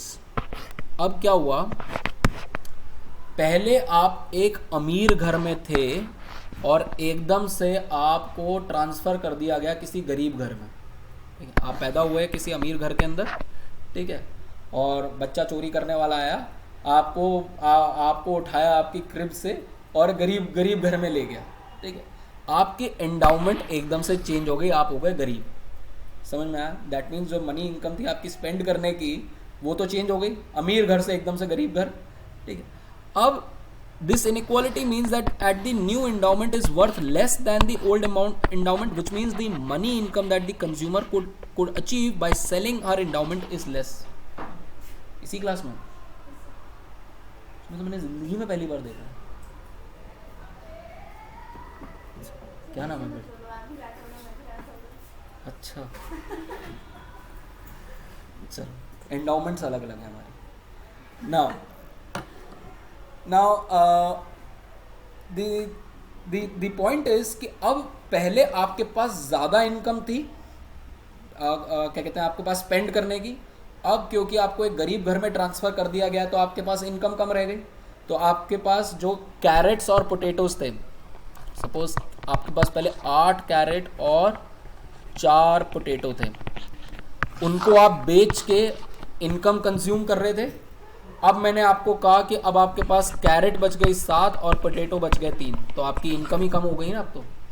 अब इनकम कम होने से क्या होगा, और वो हम वो इफेक्ट देखते हैं, ठीक है। यहाँ पर देखो, ये आपकी डिक्रीज इन एंडाउमेंट, पहले आप इस पॉइंट पे थे, अब जैसे ही आपकी इनकम डिक्रीज हुई तो आपका जो बजट लाइन है वही पूरी की पूरी शिफ्ट हो जाएगी नीचे की नीचे, एंडाउमेंट कम होते के साथ ही। और अगर मैंने आपको एंडाउमेंट और दे दी, आपको एक गरीब घर में पैदा हुए थे, एकदम से अमीर घर में पटक दिया, तो एकदम से आपको, फॉर एग्जाम्पल एंजेलिना जोली का नाम सुना है? एंजेलिना जोली नहीं सुना? अरे फेमस एक्ट्रेस है बहुत, ब्रैड पिट की बीवी होती थी, हैं? सुना है? इसकी एक हॉबी है, इसके पास 8-9 बच्चे हैं, वो अफ्रीका में जाके बच्चों को उठा के ले आती है और फिर पालती है, ठीक है। तो उन बच्चों की एंडाउमेंट बेचारों की ये थी, एकदम से एंजेलिना जोली ने पालना शुरू कर दिया तो एकदम से एंडाउमेंट बढ़ गई, ठीक है। I will tell you a recent case. मैंने अभी किसी स्टूडेंट को बोला था, मेरी एक स्टूडेंट है, तन्मयी नाम है, फ्रॉम गार्गी। तो I always knew that she is well of, पता चल जाता है कई बच्चे वेल ऑफ हैं कि वो हर हफ्ते ही, वो हैदराबाद रहती थी, तो वो हर 3 दिन वो हैदराबाद रहती थी, 4 दिन वो दिल्ली रहती थी। मैंने कहा यार ये बड़ा अजीब लाइफस्टाइल है जीने का। तो अभी रिसेंटली मैंने उसको देखा, उसने अपना स्टेटस डाला when dad gifts you a Lamborghini. तो मैंने कहा अरे 4 करोड़ की गाड़ी गिफ्ट हो रही है, ये कैसी लाइफस्टाइल है। तो मैंने फिर उसको मैसेज किया इंस्टाग्राम पे, मैंने उसको मैसेज किया कि तेरी लाइफ में, तुम्हारी लाइफ में पेरेंट्स से पूछो अगर अडॉप्शन के ऑप्शन अभी भी खुले हुए हैं तो I want to be adopted in your family. ठीक है, तो basically I want to change this endowment from here to here. ठीक है, ठीक है, एंडाउमेंट ज़्यादा तो आप कुछ भी कर सकते हो। And she is by chance she is preparing for civil services. तो I was in Hyderabad a few 3-4 महीने पहले मैं हैदराबाद में था, तो वो मुझसे मिलने आई तो भी वो 7 सीरीज़ BMW 7 सीरीज़ में आई।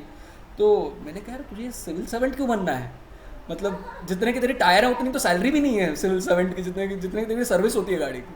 और कई लोगों को शौक है कि नहीं खुद बनना है, खुद जोश है, वो करो फिर, ये मेहनत करो फिर, क्यों जूझना है। तुम IAS खरीद सकते हो, जो तुम्हें काम करवाना है, क्या दो एक IAS को 50 लाख रुपए, जो काम करवाना है करवाओ। So but priorities are priorities. So this is basically the effect of the endowment. Now यार ये डोर बंद कर दो राठौर। हाँ, क्या नाम है तुम्हारा पूरा? रिमझिम। ना अब बजट लाइन कैसे शिफ्ट होगी, तो हमने जो बजट लाइन दिखाया है कि shift the exact reduction in income, we can conclude 2 things. The consumer is definitely worse off with the endowment as with respect to the old endowment, and second, her demand for each good will change according to whether the good is a normal good or inferior good. अब उसकी क्योंकि income कम हो गई है, income कम होने की वजह से यहाँ से यहाँ पर उसकी इनकम कम हो गई है। अब जब इनकम आपकी कम होती है तो नॉर्मल अगर गुड है तो क्या होगा, इसकी कंजम्पशन कम हो जाएगी, और अगर इंफीरियर गुड है तो बढ़ जाएगी। तो आप देखो कि यहाँ पर इनकम कम होने की वजह से इसका W1 से यहाँ पर हो गया, तो कहना है से X1 in this case will be inferior. इसका नया पॉइंट तो यहाँ आ गया ना, एक तो इनकम कम हो रही है और ऊपर से वो कह रहा है कि मुझे और ज़्यादा वो चाहिए, तो वो आपकी इंफीरियर गुड और वो उसके बारे में भी बताता है। Normal good, and if X1 is a normal good and the consumer endowment changes in a way that it reduces its value, then we can conclude that the consumer demand for good one will decrease if it is a normal commodity. ठीक है, so and if it is अगर उसकी endowment increase हो रही है then उसकी जो consumption है उस कमोडिटी की बढ़ जाएगी। ठीक है, नाउ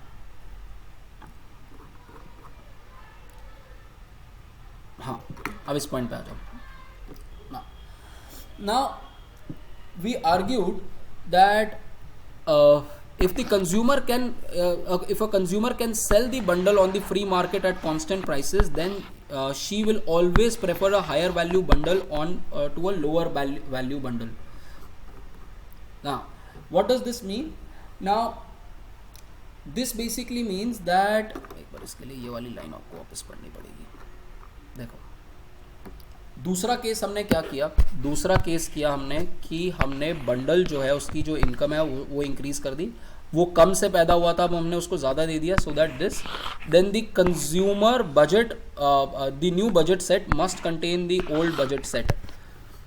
ये जो नया वाला बजट सेट है इसके अंदर पुराना वाला तो पूरा बजट सेट अवेलेबल ही होना चाहिए, पूरा का पूरा होगा ही होगा।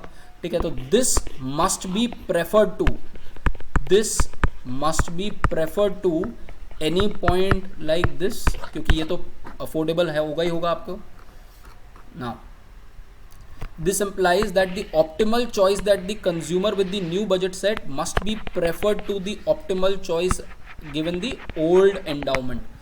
तो यहाँ से अगर मैं ये वाला पॉइंट लूँ और ये वाला पॉइंट लूँ, पुराना आप इस पॉइंट पे थे, इससे आप पैदा हुए थे इस पॉइंट के साथ में, सपोज आप इधर से इधर पहुंच जाते हैं, this is your x1, x2,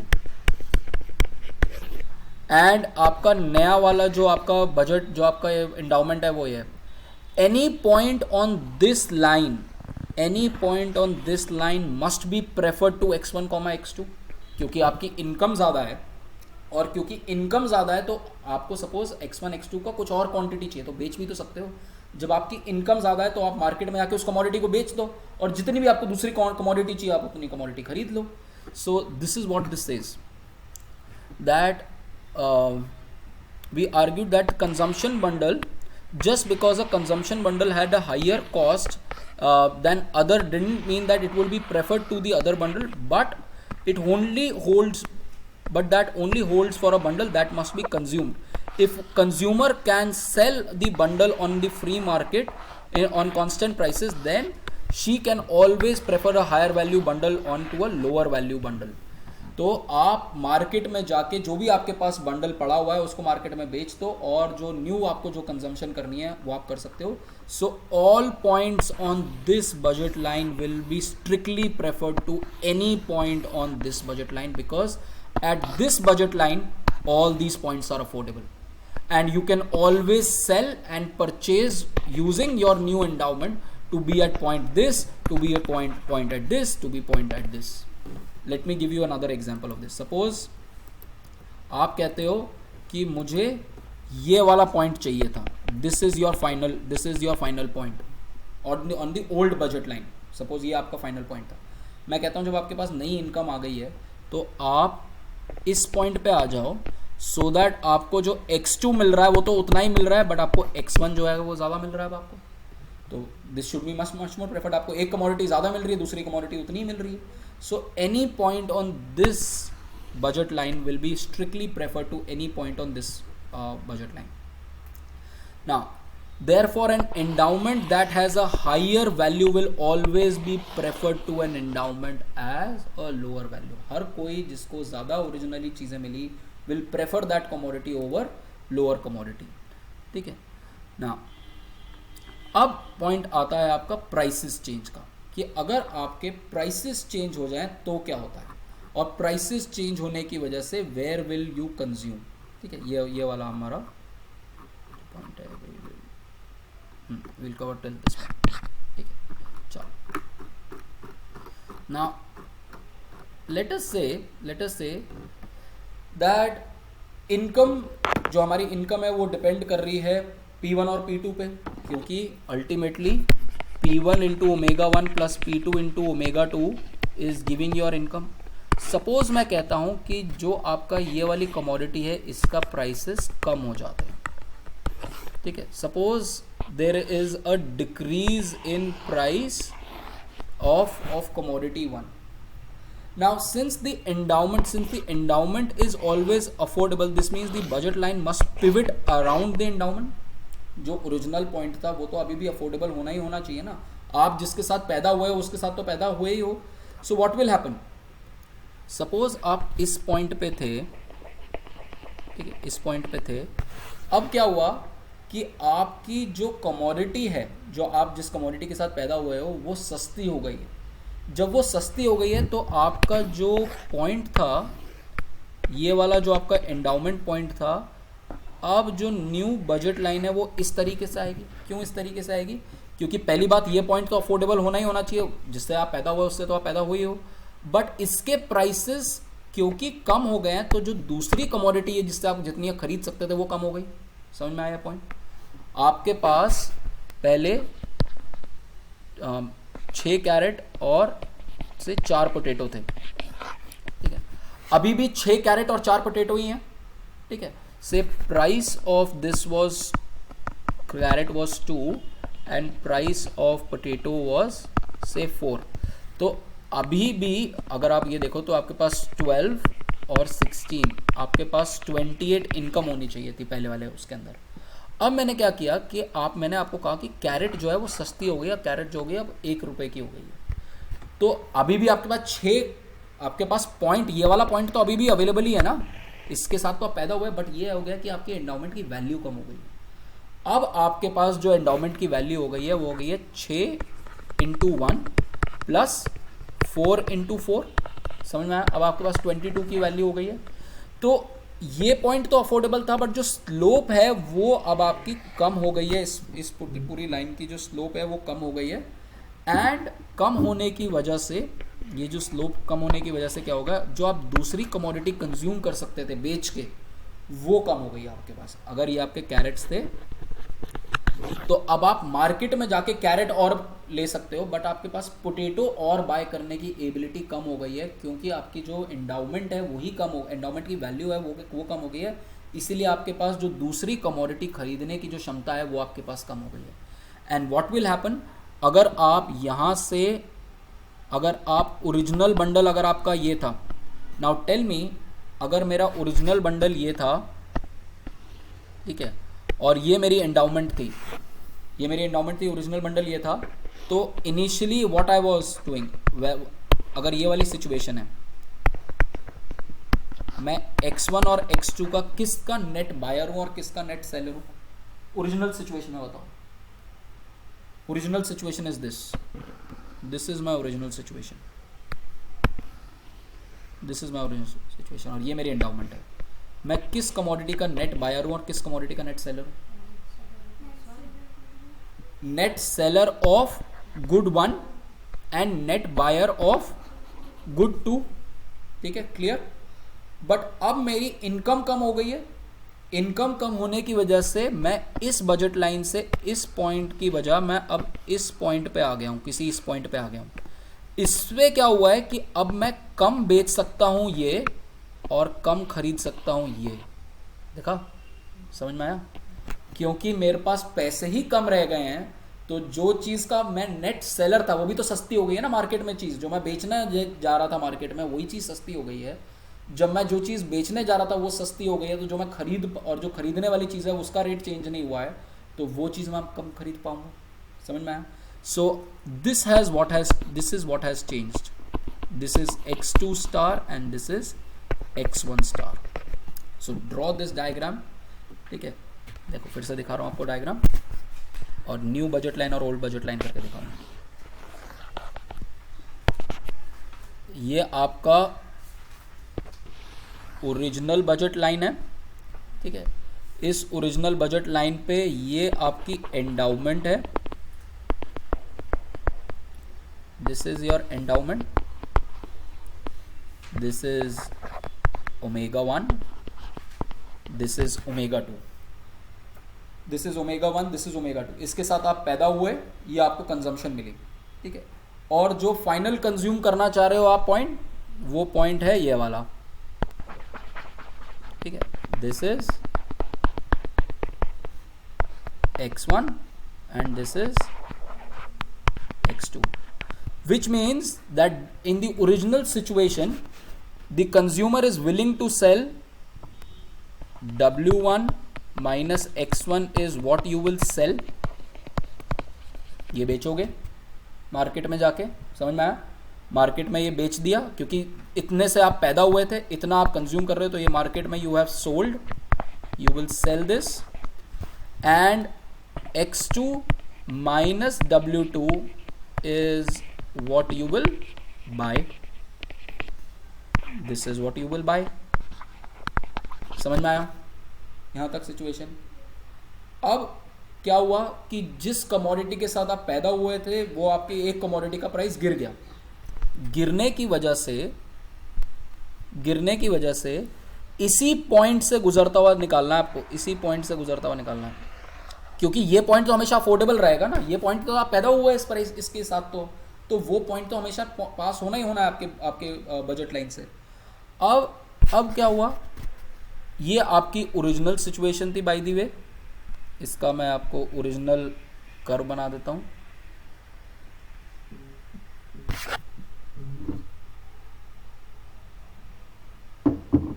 इसका ओरिजिनल कर्व बना दिया, ठीक है, यू करके।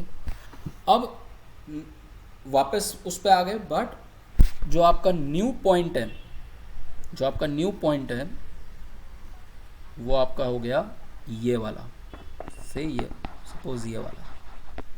तो इसमें आपका x1 स्टार हो गया ये, और x2 स्टार हो गया ये। तो अब आपका जो नेट सेलर हो जिस कमोडिटी का, वो अब आपका कम हो गया,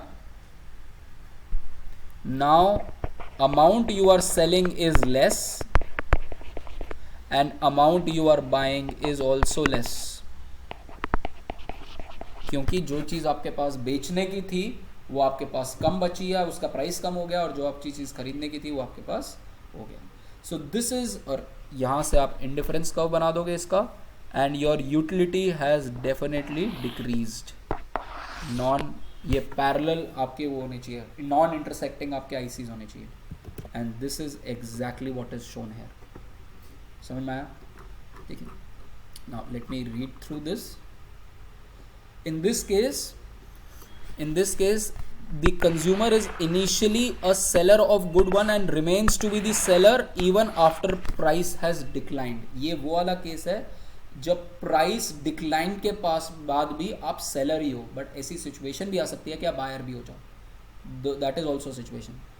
ठीक है. We can say that because he is on the lower indifference curve than before, therefore the price, therefore उसकी यूटिलिटी तो कम हो ही गई है जैसे उसके प्राइस कम हुए हैं. Now if the consumer remains to be a supplier, her new consumption bundle must be on the colored part of the new indifference curve. अब अगर वो नेट सेलर है, देखो अगर वो बेचना ही चाह रहा है तो वो इसी पॉइंट पे होगा ना, सिर्फ इसी लाइन पे तो वो बेच पाएगा, इसी लाइन पे तो वो X1 का सेलर है.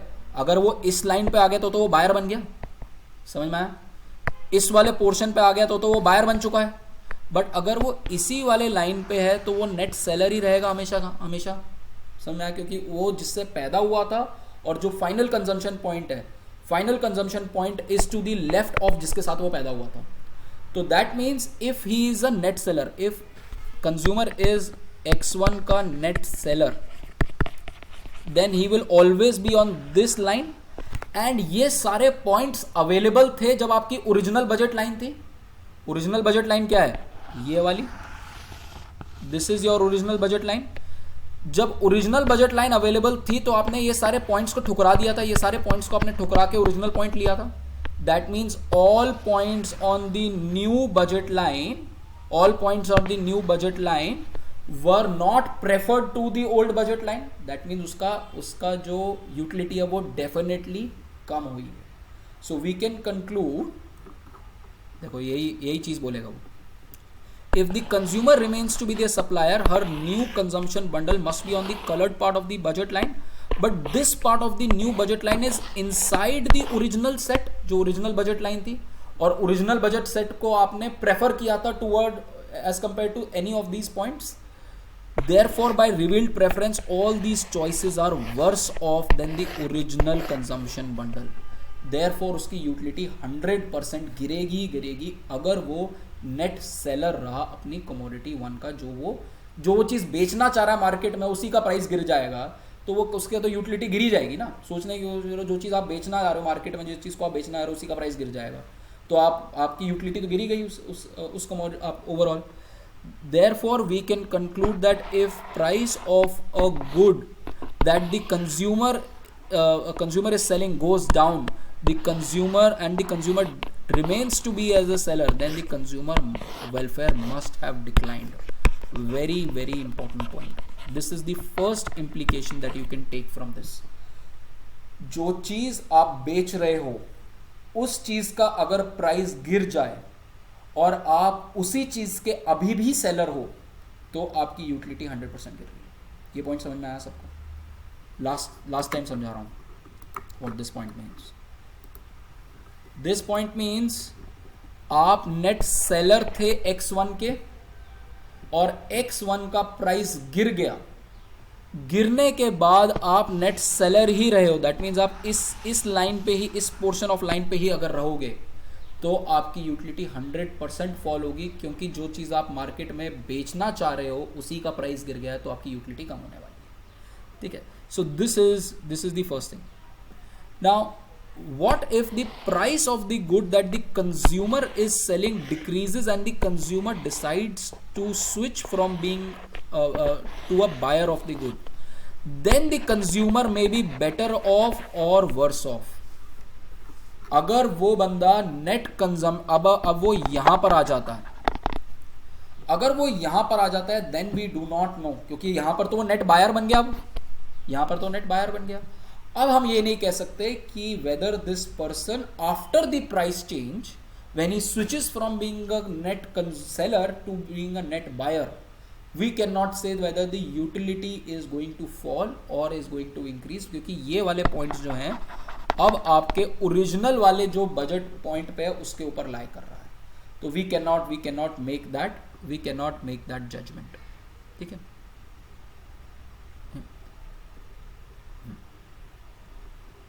this is what, there is no way to turn this situation, tell this. Now the last case, let us now turn to the situation where the consumer is the net buyer of a good. ठीक है, now अगर he is the net buyer of a good, in this case everything neatly turns around. If the consumer is a net buyer of a good and the price increases, then the consumer optimally decides to remain the net buyer, then she must be worse off. Let us see this. ये वाला case देख लेते हैं।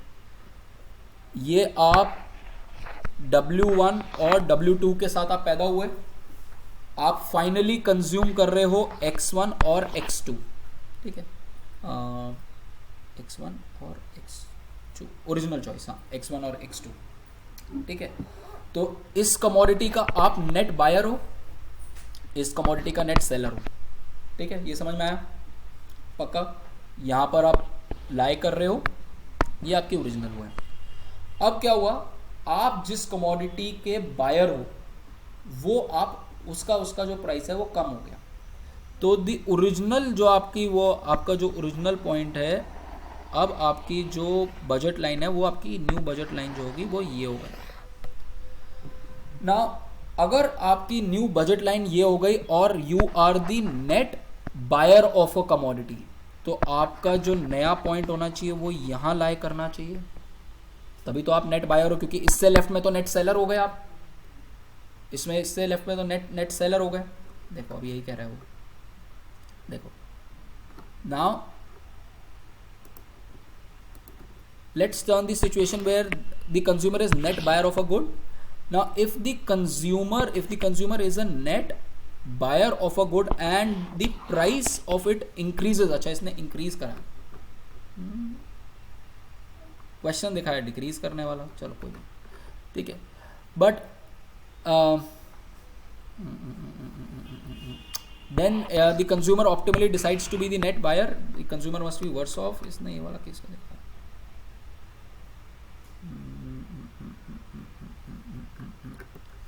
Buyer का case बनाते हैं फिर। ये हमारा ओरिजिनल सिचुएशन, ये हम यहाँ पर हैं, ये हम यहाँ पर हैं, एंड अब हमारी सिचुएशन हो गई ये। ठीक है,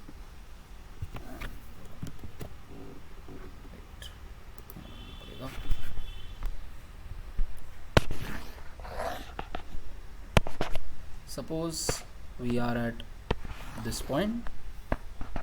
ठीक है, ये हमारी ओरिजिनल सिचुएशन है, इस ओरिजिनल सिचुएशन पे we are at W1 and W2। ठीक है, ये हमारी ओरिजिनल बजट लाइन है, and we say that this is our final consumption point X1 and X2। X1 and X2. Now we are a net buyer of X1 minus W1 जो है वो positive है, तो हम बायर कर रहे हैं, एंड वी आर सेइंग यहाँ पर we are saying that the price increases of the commodity. अगर प्राइस इंक्रीज कर रहा है तो आपकी जो न्यू लाइन होगी वो इस तरीके से जाएगी, यूं करके। X1 का अगर प्राइस इंक्रीज हो रहा है तो इसी तरीके से लाइन जाएगी ना, प्राइस इनवर्ड मूव करेगी और इसी पॉइंट से गुजरेगी, वो इसी पॉइंट से गुजरना चाहिए, क्योंकि ये वाला पॉइंट तो हमेशा अफोर्डेबल होना चाहिए। और जब आप नेट बायर हो तो नेट बायर का मतलब क्या है, नेट बायर का मतलब तो आप राइट हैंड साइड पे रहोगे ना, इस वाली लाइन पे रहोगे, ये डायग्राम बना नहीं हुआ आपकी रीडिंग्स के अंदर। नेट बायर रहोगे तो आप इसी वाले पॉइंट पे रहोगे। Any point on this line was affordable when the original budget line was there, तो दैट मीन्स आप again you will definitely be worse off in this case अगर आप नेट बायर रहते हो। समझ में आई सिचुएशन? पक्का? ये बस रिवर्स होगी सिचुएशन उस चीज़ की। मैं फिर से समझा रहा हूँ आपको सिचुएशन विद द डायग्राम। देखो क्या सिचुएशन है, ये आपका x1 और ये आपका x2 है। आप इस बजट लाइन पे हो, आपका जो ओरिजिनल पॉइंट है वो यहाँ पर है और आपका जो फाइनल पॉइंट है वो यहाँ पर है। दिस इज योर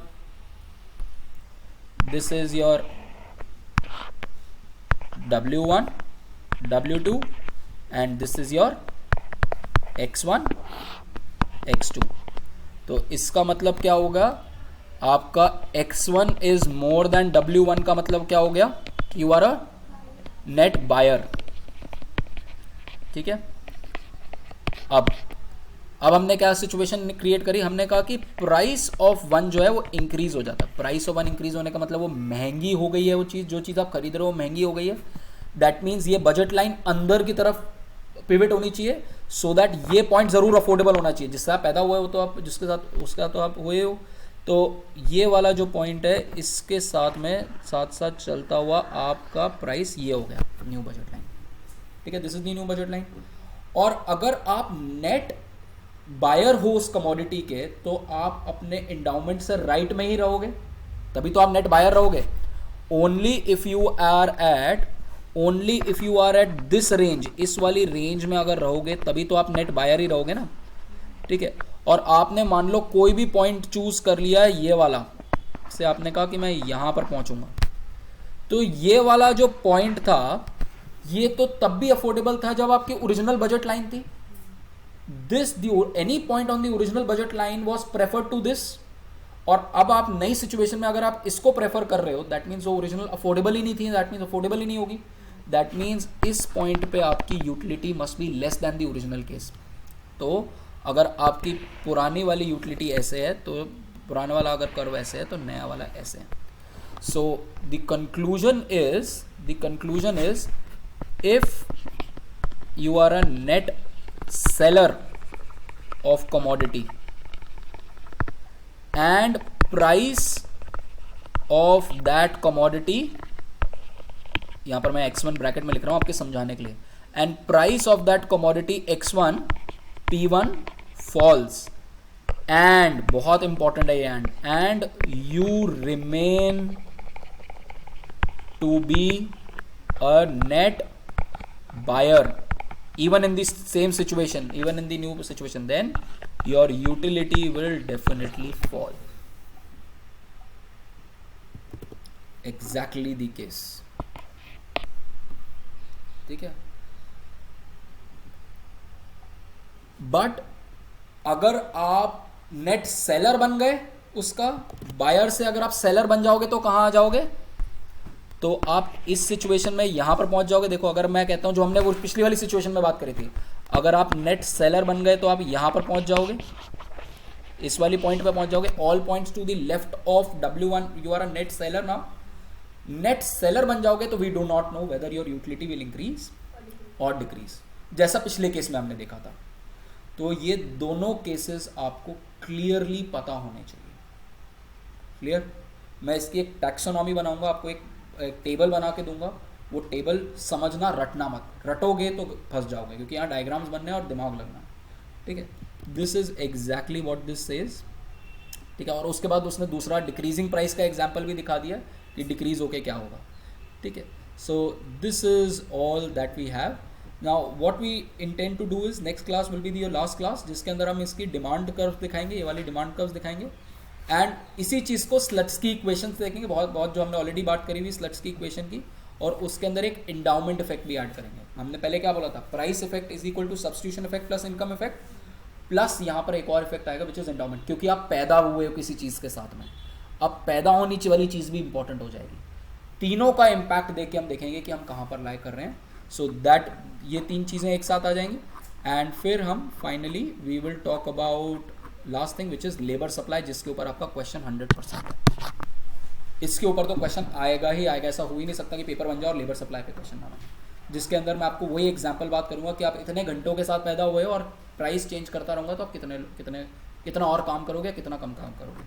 एंड हम इसके अंदर ये कर्व बनाएंगे, ये वाला, ये देखो, ये आपका फाइनल कर्व है, ये backward bending labour supply curve. जैसे जैसे मैं आपकी वेज रेट इंक्रीज करूंगा आप लेबर इंक्रीज करोगे, बट एक पॉइंट पे टाइम में आपके ऊपर पैसा फेंकता भी रहूंगा तो भी आप कहोगे कि मुझे और काम नहीं करना. आप कहोगे कि मैं घूमना शुरू करूंगा, मैं लेजर चाहिए मुझे. This is the one of the most important diagrams from this particular. Clear? So this is about the class folks. I will see you tomorrow in the afternoon or in the evening, whatever time suits. ठीक. Ciao. Thank you very much, guys. Bye bye. Sir, is there a part 2 to the demand wala chapter that you got